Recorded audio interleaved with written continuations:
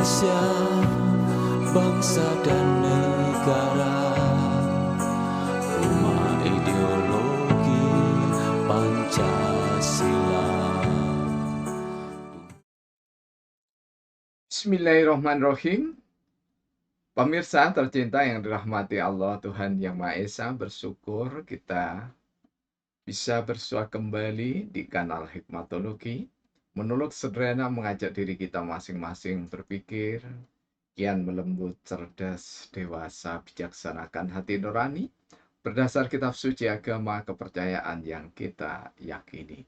Tentu saja upaya serius terus-menerus menghayati, mempedomani, mengamalkan nilai luhur Pancasila niscaya dalam kehidupan sehari-hari. Pemirsa, setelah kita mengangkat tema dialog kita tentang Partai Aparatur Indonesia, maka kini tiba saatnya kita berharap ada yang membidani lahirnya Partai Rohaniawan Indonesia. Perlu diingat bahwa kami bukan pendiri partai, tetapi di tengah hiruk-pikuk menjelang pemilihan umum tahun 2024, kemudian di atas kesibukan kita, saudara-saudara kita, mendoakan sekaligus membantu secara finansial dan yang lainnya, upaya-upaya perikemanusiaan yang adil dan beradab untuk saudara kita yang ada di Palestina adalah keniscayaan. Namun tentu saja harapan kita Palestina agar merdeka, kemudian Israel pun juga mampu mengendalikan bangsanya, sehingga kedua bangsa yang tampaknya serius berseteru ini benar-benar diturunkan rahmatnya oleh Allah, sehingga ada damai tidak saja antara Palestina dan Israel, tetapi damai untuk dunia, damai untuk seluruh bangsa-bangsa. Tidak ada yang menjajah dan tidak ada yang dijajah. Sesuai dengan visi Negara Kesatuan Republik Indonesia, yakni meluluh lantakkan penjajahan di dunia karena tidak sesuai dengan pri kemanusiaan dan pri keadilan. Baik, mengapa kita angkat justru dibalik kalau dari nomor-nomor yang sudah pernah kita unggah di antara partai profesional, kita sekarang menuju profesionalitas Partai Rohaniawan Indonesia. Sebenarnya tidak sedang mengigo dan bukan sekedar dialog imajiner antara gagasan Soekarno dengan gagasan yang disampaikan oleh Indarwanto. Tidak sekedar imajiner, namun sesuai dengan etika ilmiah di dunia perguruan tinggi atau di dunia keilmuan tepatnya, maka studi tentang dokumentasi adalah salah satu yang perlu untuk dilestarikan. Apalagi jika gagasan itu dianggap besar, dianggap bermanfaat, dianggap lebih memiliki marwah dan martabat, kemudian lebih dari itu, akan semakin mengokoh kuatkan jalinan kasih sayang, jalinan kekeluargaan di antara anak bangsa, khususnya para cerdik cendekia yang membina aliran-aliran kepercayaan atau para penghayat kepada Tuhan Yang Maha Esa serta pembina-pembina agama. Jika disebutkan kepercayaan di dalam konstitusi dan agama, sebenarnya tidak ada bedanya. Dalam makna tidak ada bedanya, yakni adalah sama-sama diakui secara konstitusional. Kesamaan inilah yang patut untuk dipegang teguh.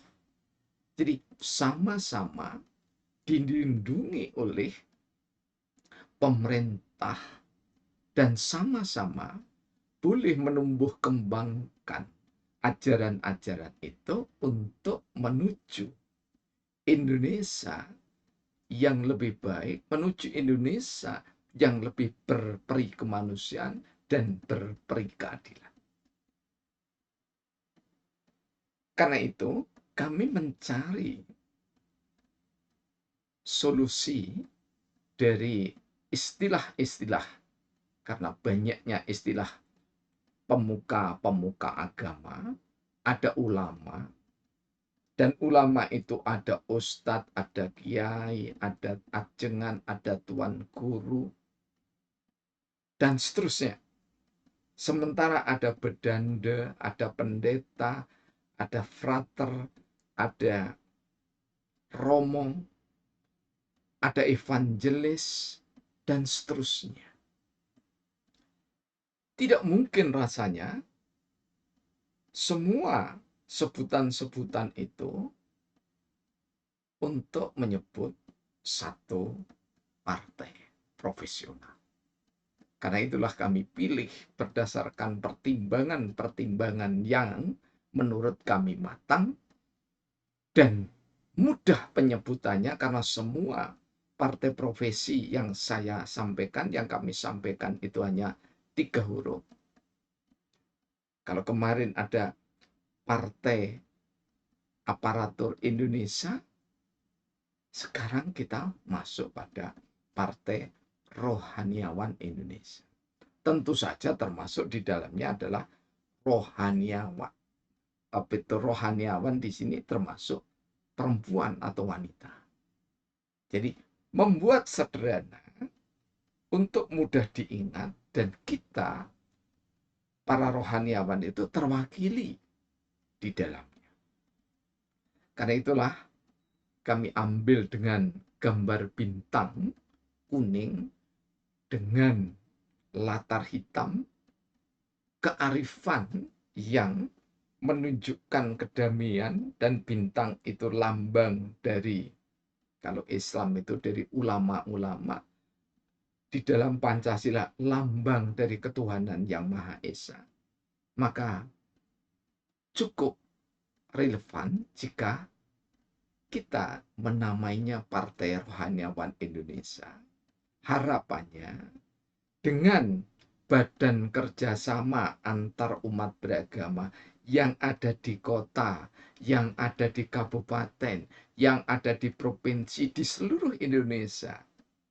Jadi badan-badan yang sudah ada itu, mohon maaf ya, kalau yang kami rasakan sejak kami ada di Malang tahun 75 sampai sekarang, yang berkumpul itu hanya tokoh-tokoh. Jadi kalau disebutkan badan kerjasama antar umat beragama, kemudian yang bertemu hanya tokoh-tokohnya, maka mudah-mudahan ke depan ini tokoh-tokoh ini menjadi wakil-wakil yang berhikmat, yang bijaksana untuk membidani lahirnya Partai Rohaniawan Indonesia. Dimulai dari mana? Silahkan. Ya.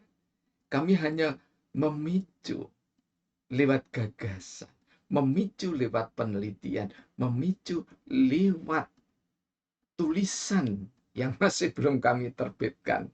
Bentuknya masih sastra, dan masih tidak berarti sastra itu nomor 2, tidak. Karena lambang Bhinneka Tunggal Ika, bahkan istilah Pancasila itu sendiri juga diambil dari karya sastra. Karena itulah, maka mudah-mudahan insya Allah ya, di akhir tahun ini, ya, setidak-tidaknya awal tahun depan, kami bisa menerbitkan serial karya sastra Sabdana, Sabta dalam Pesona, yaitu 7 hal yang mempesona.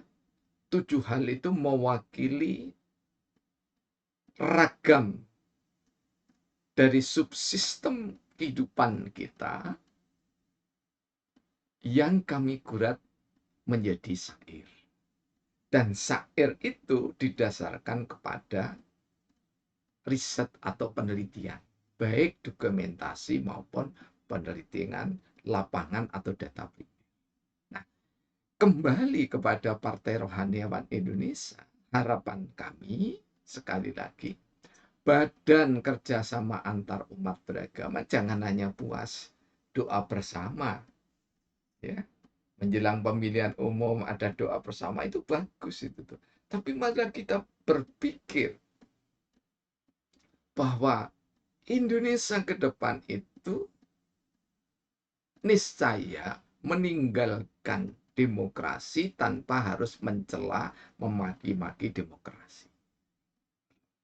Karena betapapun kita ini di 3 orde, yaitu orde lama, orde baru, dan orde reformasi, 3-tiganya itu mengklaim seluruh pemerintahan itu berdasarkan pada demokrasi atau menganut sistem demokrasi. Nah, ke depan yang kita tawarkan, tidak perlu ada revolusi apalagi yang berdarah-darah gitu ya. Tapi yang diperlukan adalah revolusi moral yang berdampak pada intelektual, kemudian berdampak pada mental, sehingga kita ini secara moral kokoh, secara intelektual cerdas, dan secara mental itu kita memiliki keberanian untuk berubah. Berubah itu adalah sunatullah. Berubah itu adalah keniscayaan. Tidak ada di dunia ini yang tidak berubah kecuali perubahan itu sendiri. Karena itulah, maka jangan sampai kita mendewakan demokrasi kemudian tidak mengkritisi demokrasi. Saya tidak bosan, kami tidak bosan selalu mengatakan bahwa Indonesia dibangun bukan di atas pilar demokrasi yang mengandalkan partai politik yang berbasis massa. Tetapi Indonesia didirikan oleh bapak-bapak pahlawan kusuma bangsa, ibu-ibu pahlawan kusuma bangsa. Itu dengan hikmat kebijaksanaan dalam permusyawaratan perwakilan. Di mana hikmat itu adalah berhikmat kepada Tuhan yang Maha Esa. Sehingga pada saat ada fatwa jihad atas permintaan Bung Karno sebagai Presiden Republik Indonesia kepada Hadratus Syekh Syekhuna Kiai Haji Muhammad Hasyim Asy'ari, maka fatwa jihad ini keluar tidak didasarkan pada demokrasi juga. Jadi selain berdirinya Indonesia awalnya tidak didasarkan pada demokrasi, kemudian di saat mempertahankan Indonesia atas serangan sekutu yang membombardir Indonesia melalui Surabaya, maka Allah memunculkan dari Surabaya itu adalah Syekh besar Hadratus Syekh Kiai Haji Muhammad Hasyim Asy'ari dengan fatwa jihad. Dan ketika dikeluarkan fatwa jihad, tidak perlu di voting, tidak perlu bertanya pada partai politik, apalagi di saat yang sangat genting ketika itu. Karena itulah marwah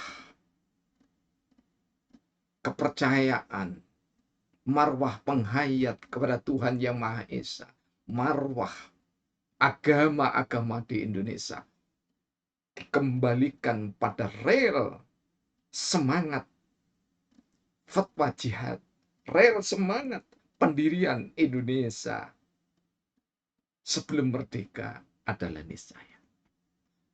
Dan semangat itu kita bisa melacaknya di dalam Alkitab, ada di dalam Ayub antara lain. Ada di dalam Al-Baqarah kalau Islam.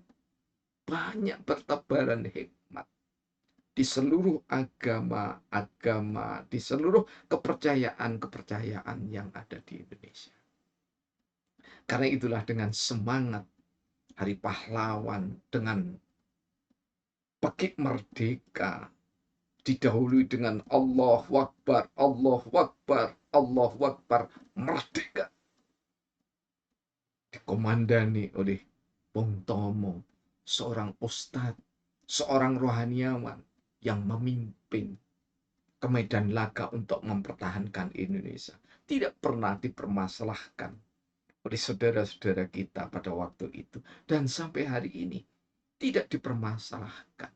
Wajar jika yang di depan itu umat Islam, karena umat Islam memang lebih ada jumlahnya dibanding dengan saudara-saudara kita yang lainnya.